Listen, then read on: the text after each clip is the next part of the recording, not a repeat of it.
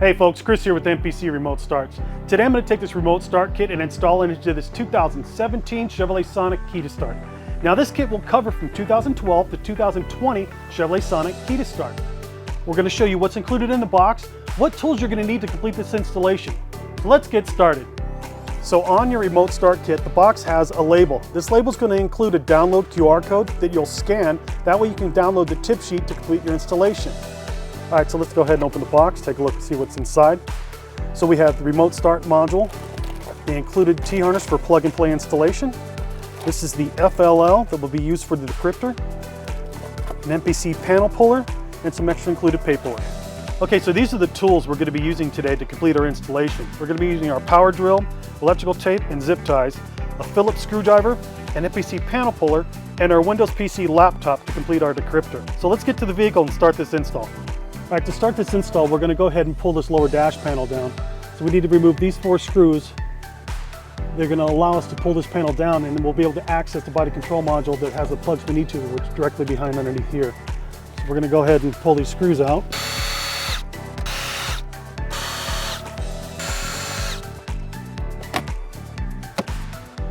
We're also going to need to remove these 3 screws here to pull the lower portion of this panel down.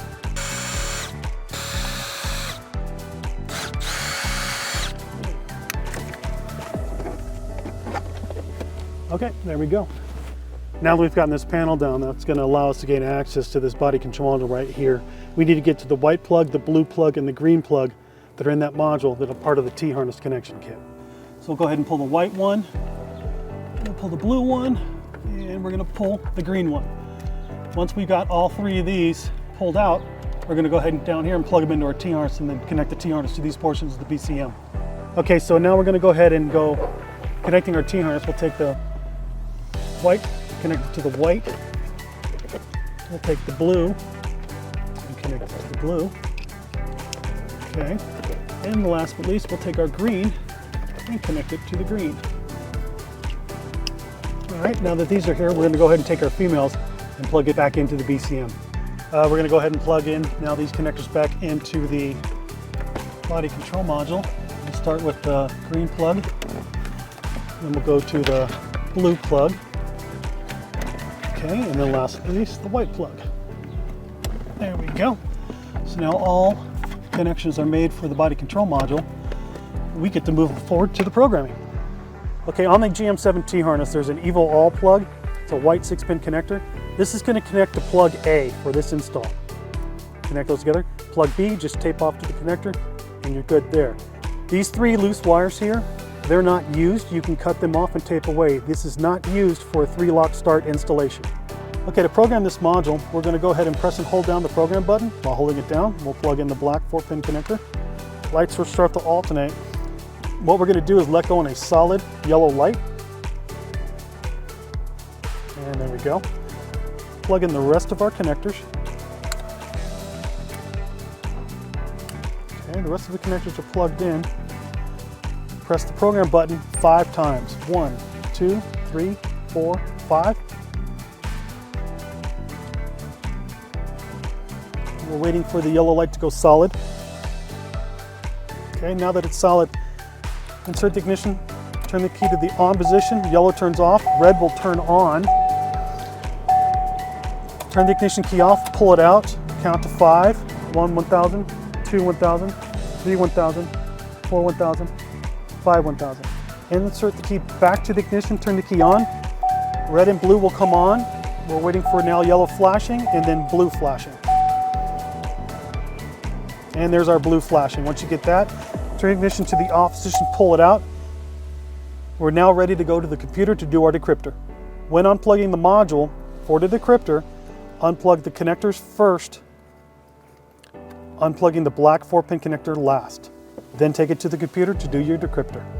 Okay, we've come over to our Windows PC, and what you need to do is you need to download the FlashLink Manager program and use the login and password given to you in the tip sheet. Once you've downloaded this program and installed it into your computer, open the FlashLink Manager program.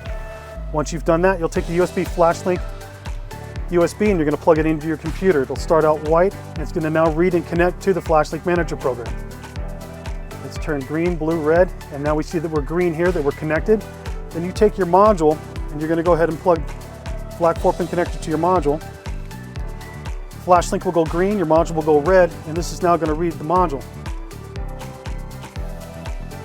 Okay, once that's completed here, we see that this vehicle is not the vehicle that we're doing, so we'll go ahead to these 3 bars, select here. We're going to select Chevrolet. This is a 2017. It is a Sonic. There's our Sonic right there. And our trim level is a key to start. Okay, we do not need to change any of the connections below. Load settings. This will now set up this module for a 2017 Chevy Sonic. Here we go. Now we have the correct vehicle. Simply go to Dcryptor, select Dcryptor.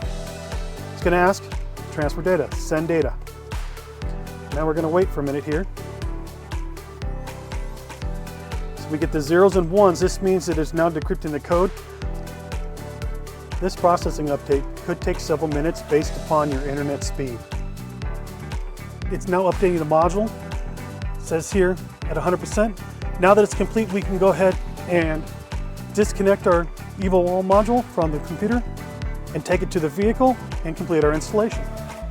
Dcryptor has completed, taking it back to the vehicle. Make sure we plug in the black 4-pin first and the rest of our connectors.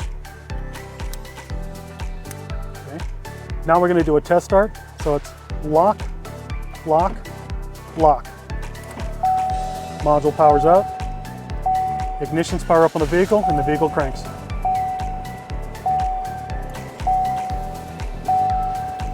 Test the brake pedal, shuts off. We're ready to put everything back together.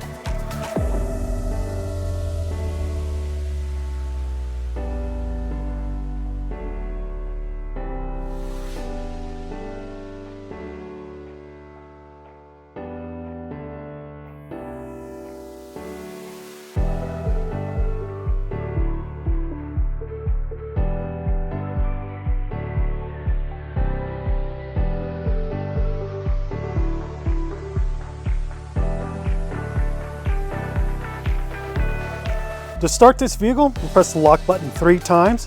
1, 2, 3. That's going to power up the ignitions. Vehicle will start in a few seconds. On the Chevrolet Sonic vehicle, the switchblade remote control is disabled once it's remote start. In order to enter the vehicle, you're going to have to open the door with the key. Okay, now that you've entered the vehicle, you're going to put the ignition key into the ignition, turn it to the on position. You'll step on the brake pedal. This will disengage the remote start, allow you to put it into gear, and drive away.